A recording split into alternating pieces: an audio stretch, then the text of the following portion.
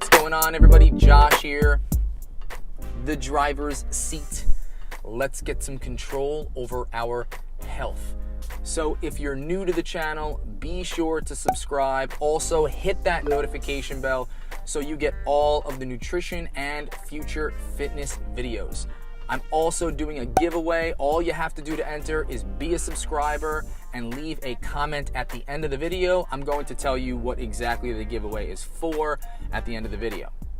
So today's question is, how does alcohol affect ketosis? How does alcohol affect weight loss? Now, if you go and Google, weight loss and alcohol, or how much can I drink while on a keto diet? How much can I drink when trying to lose weight? You're not going to find much, believe it or not. I found 3 studies, and they weren't very conclusive because the sample size wasn't very big.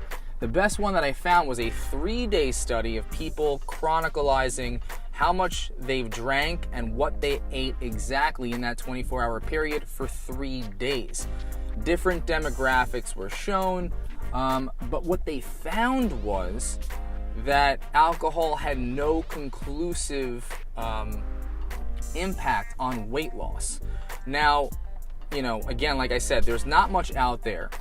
And if we can see that a 3-day study of alcohol consumption didn't have much on weight loss, then we can't really say anything for ketosis. Because if you're not losing weight, you're probably not in ketosis. Or if you're not using your body weight, your body fat as a fuel source, and you're not creating ketones, then you're probably not in ketosis. So we kind of have to follow our logic with what the information that gives us, but there are some really good things that these studies have given us. So the first one is over here. While research has not directly investigated relationships between change in alcohol intake and weight control over time, several experimental studies suggest that alcohol use may make weight control more challenging. For example, alcohol consumption has been shown to stimulate appetite.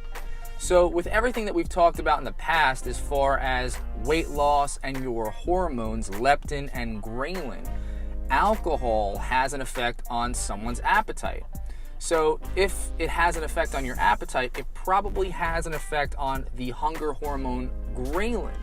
All right? So putting that aside for a moment, if consuming alcohol increases your appetite, this means you have a greater chance for you to eat more food.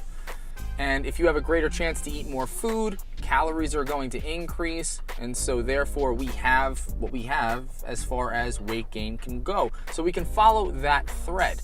We don't know exactly if alcohol has an effect on hormones exactly, because the research isn't necessarily telling us that, or people are doing the research themselves. But this is an important factor to note when you're trying to evaluate, I'm trying to lose weight and trying to go on a diet, how much alcohol should I drink? Well, the more that you drink, the hungrier you're going to get. So that's something that you need to take into account when consuming alcohol. The next part of some of the study that talked about it said, high levels of impulsivity may therefore compound the risk for alcohol-related energy intake. Highly impulsive individuals may be more likely to consume alcohol, which may result in a higher risk for further impulsive behavior, such as unplanned eating.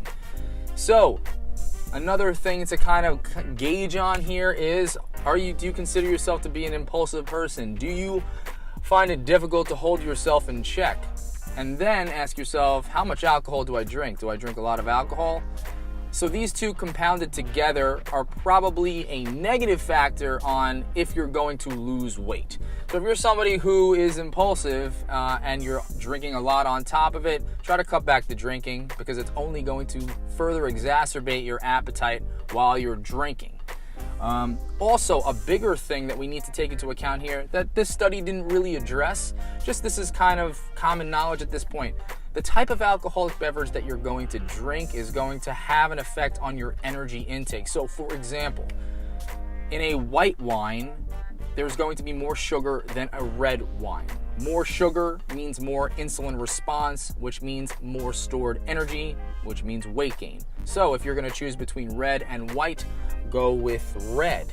If you're going to be choosing between beer and the others, go with the others. Beer, malt liquor, malt sugar is the worst thing for a reducing diet, weight loss, general health and vitality. It really is. Increased inflammation as well, just because of the sugar on top of the alcohol. So if we had to choose between beer, wine, and liquor, anything without the sugar in it is going to be better. So spirits are going to be your best bet, followed by wine, red and then white, and then beer is going to be probably the worst thing that you can have. Just remember, if you're drinking sugar, that means it's going to be absorbed faster, which means that it's going to enter the bloodstream faster, which means it's going to stress the pancreas faster, insulin response faster, fat storage faster. So just keep this in mind. Drinking sugar, whether it be alcoholic beverage or not, is just not good for the weight loss process. As we discussed before, first, there were 3 24-hour food and beverage recalls where the primary tool used to measure alcohol intake. This measure may not have captured some drinking behaviors if a participant tends to drink heavily on multiple days per week, but these days were not part of the 3-day record. So a sample size of only 3 days, and it showed an average of 1 alcoholic beverage per day. And it's not taking into account the other times that you might be having 3 or 4 or even 2 alcoholic beverages per day.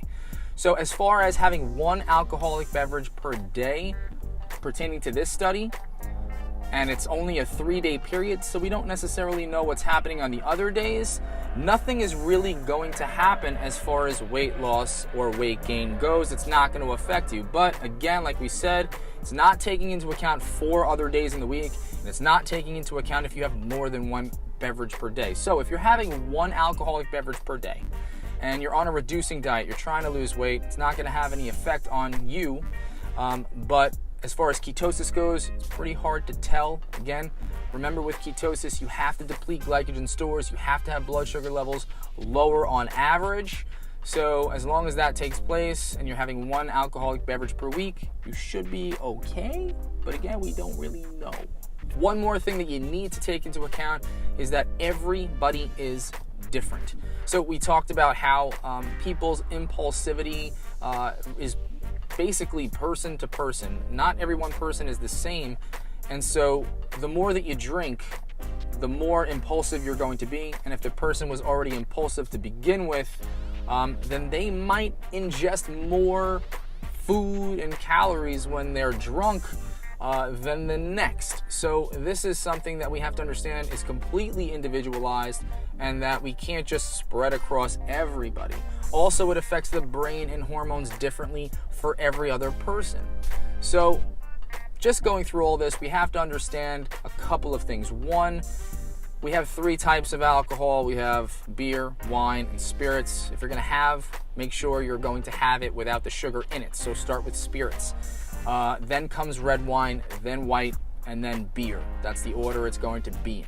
If you're having 1 alcoholic beverage per day, it probably won't have an effect on your reducing diet. If you're having more than that, there really is no research out there to show, but just use your judgment. Remember, you're drinking your calories, and if you're drinking your calories, make sure that you're not drinking large amounts of sugar. Let us know in the comments, are you somebody that is on a weight loss diet, whatever it is, and is having a little bit of trouble trying to gauge how much alcohol you should be drinking? Has it not affected your weight loss, or has it greatly affected your weight gain? Let us know in the comments. Also, the giveaway for 2, 3, 4, and 500 subscriber marks that I hit. Each time I hit those milestones, I'm going to be giving away 2 1-hour sessions, Skype sessions for nutrition and or fitness planning. You can choose one of each, or 2 of nutrition and 2 of fitness, whichever you prefer. Let's try to get you to your health and vitality, your weight loss goals. I'm really excited to help you guys get to your goals. If you have any questions, post below. Again, this has been The Driver's Seat. Have a great day.